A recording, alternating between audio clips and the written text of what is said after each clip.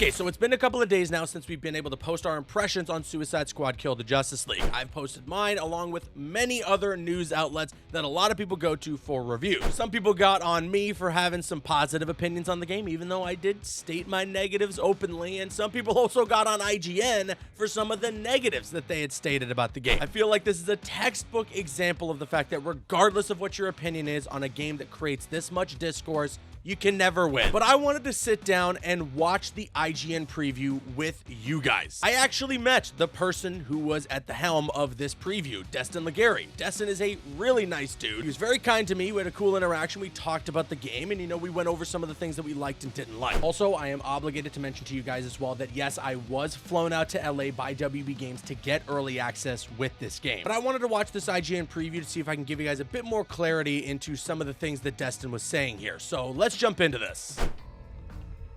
Okay, obviously this moment, I showed this in my preview as well. So good.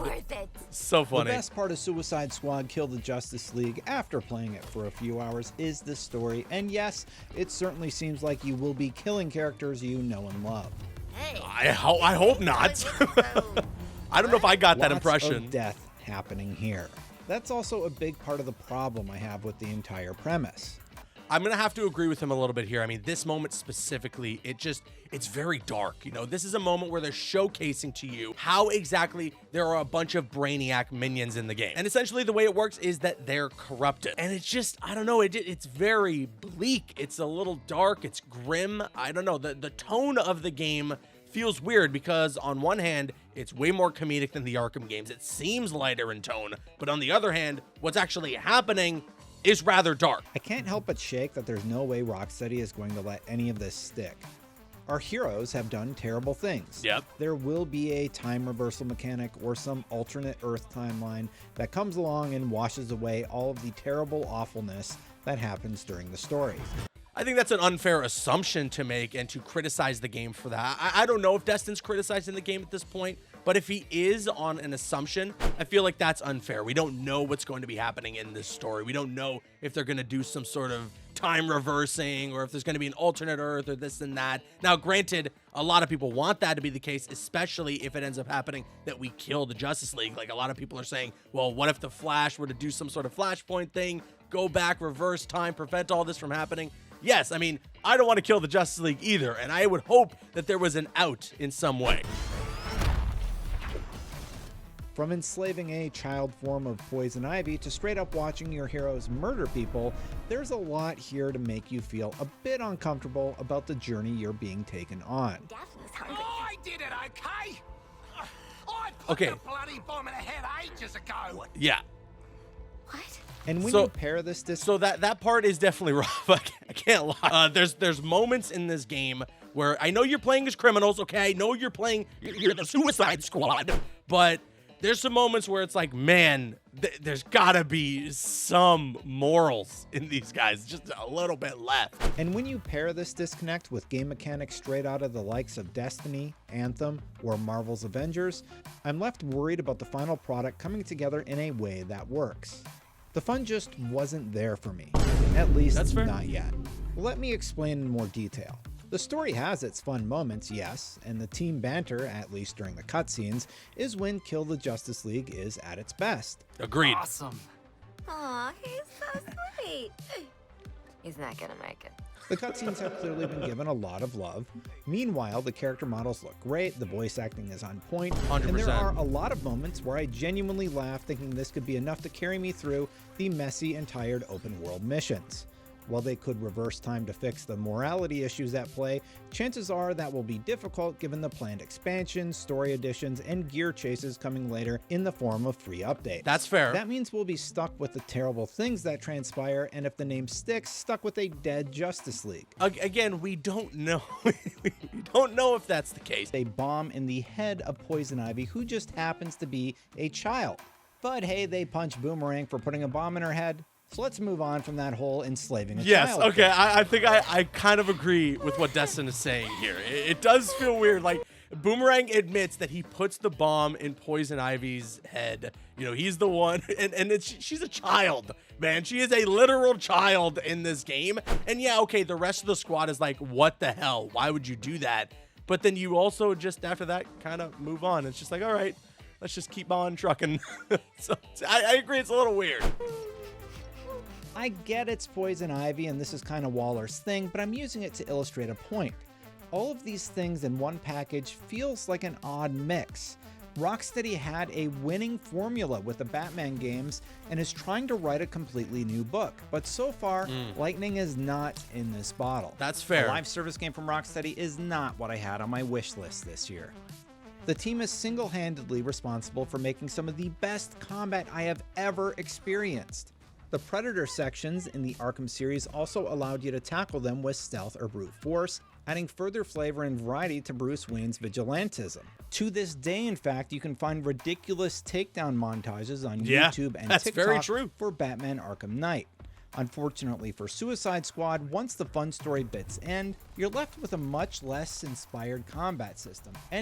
So I'm going to slightly agree with what Destin is saying here, because I understand the point that he's making. With the Arkham games, Rocksteady changed everything. They revolutionized combat in video games. There are games that come out today that are using elements from that formula.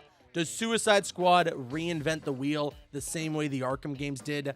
I don't think so. I don't feel like this is going to change everything for third-person shooters, but as a third-person shooter, as a looter shooter, I feel like the gameplay is pretty strong. At least for me, it felt rather addicting. I liked traversing around the open world as Captain Boomerang. I liked zipping around, using my shotgun, using my shield harvest, using that boomerang to melee some people. There was some stuff in there that I did enjoy quite a bit when I was playing. But yes, I agree, this definitely doesn't change or revolutionize the gameplay for this genre. And when the combat does start, it has its fun moments, but Yeah, it I also don't has know. weird issues like long animations to regen your shield, or you'll Animation's get knocked cool. I out know of what an you're talking animation about,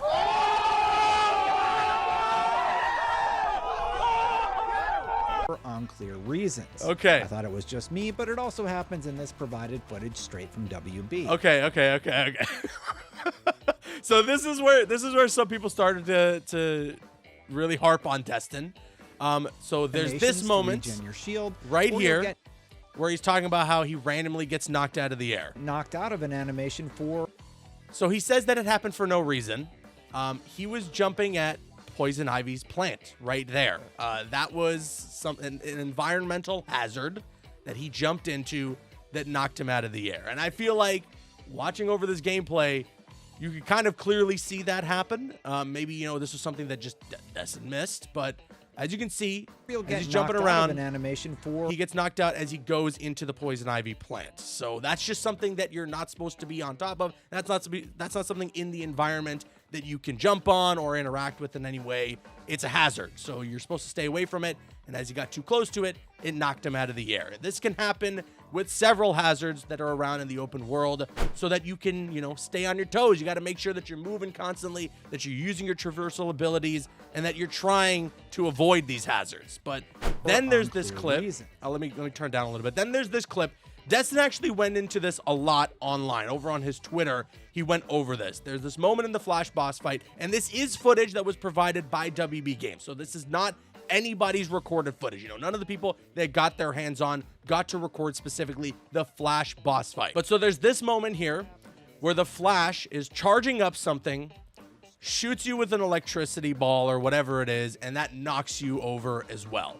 Now, Destin mentions that it's weird that there's no indicator of this happening. I felt when I was playing it that was my indicator. Now, okay, granted, I'm not talking about this split second when the electricity is coming your way, but when he is seemingly charging it up. Right here, he's doing his Kamehameha. He's literally got his hand to the side. He's charging it up. He's ready to shoot you with the electricity. It's kind of hard to see, but it's the effects around him and with the lightning striking him that I feel was supposed to be the big, hey, look out, you're about to get shot with some electricity. And also, like I've mentioned with the last hazard when he ran into the Poison Ivy plant, the idea in this game is that you've got to be moving all the time. They don't want you to be stationary for very long. And this is something that I feel like not a lot of people were able to get the hang of with the limited amount of time that we had to play. I mean, we only had maybe, I think, 2 hours total, and that's just not enough time to be able to truly understand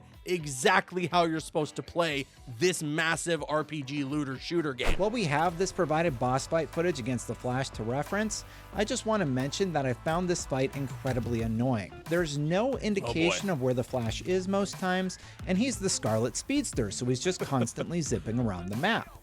That didn't make the fight hard, it just made it frustrating. You get a handful of shots on him before he teleports to the next location, so you're just trying to chase him down or catch him standing in one spot long enough to get hits in before he does it all again. Okay, so this is where the internet got on Destin big time, all right? A lot of people were coming at him saying, how are you complaining that the Flash is too fast? Now, the thing is, I kind of understand what he is saying. There's a moment here specifically where I get it. You know, he's on the ground here. Well, okay, this is not his gameplay, but this is the gameplay provided by WB. They're on the ground here. They're shooting the Flash, and he just keeps zipping around. You can't really get a shot in, and you need to wait until he's at, like, a stationary point to then, like, unload your clip into the dude, you know, then start shooting, giving him all you got, you know, throwing your grenades and all that, okay? And granted, Destin mentions that it's sometimes hard to even know when that is. And again, I kind of agree, but there's a certain point of the boss fight where there's like multiple areas that the Flash is at. You'll always see him standing there charging up his Kamehameha. You're gonna shoot him, dump everything you got, then get on the move again. That's kind of the idea. And there's also what's really critical in this boss fight is seeing that indicator for the counter shot and making sure you land your counter shots. And yes, it's supposed to be frantic. It's supposed to be fast-paced. He is the Scarlet Speedster. He's the fastest man alive. They can't make this boss fight any other way, I feel like. It needs to be really fast-paced. And those counter shots are really important because when you land that counter shot, that's going to be your time. Okay, he's stunned, just shoot him. Shoot him. He can't move. But I do understand what Destin is saying. And again, to provide a little bit of clarity, you know, you also want it to be a video game. You also want it to be playable. And it needs to be in an environment where he's going to slow down sometimes. Maybe there's going to be something that we could have found as the Suicide Squad that can slow him down. That would be nice. Another issue, another big complaint that I've been seeing online obviously has to do with the UI. There's quite a bit going on the screen right now. You know, it's got these objectives here. You got your mini map. You have your special ability at the bottom, your gun there. This doesn't look as cluttered as some of the other screenshots that I have seen, but I also understand where some people are coming from. I think for me, though, what I'm really glad about is that this game offers you a little bit of customization with your UI. I don't like seeing damage numbers. I'm not a big fan of that. I don't really care about how much damage I'm doing. I just want to see that health bar go down. So I turned off the damage numbers, and that's something that you can do in the options for the game. You can also turn off the health bars if you want, and I'd imagine there's a way to minimize the clutter here for this HUD. Now, granted, I feel like the minimizing of it should be how it's showcased, maybe in the first place, but some people want all that information. They want to know the damage that they're doing. They want to know the XP that they're getting and all this and that and the other on the screen. But yes, I understand why some people are complaining as well about the HUD in the game. I think from there, it's all good. We don't need to watch the rest. If you'd like to watch the IGN video on your own, I'm going to leave a link in the description box below. Overall, I think some people were a bit harsh on Destin. I think I understand some of the points that he was making, especially when it came to the Flash boss fight. I mentioned in my own preview that sometimes it's got this frantic pace to it, and part of that was because you gotta always be on the move, as the Flash is always on the move. But at the same time, like the internet said, he's the Flash. He's the Scarlet Speedster. You know, he should be moving fast constantly. It's just, how do you make that work within the environment of like a video game? How do you make that work with video game mechanics? I think Rocksteady did the best with what they had here.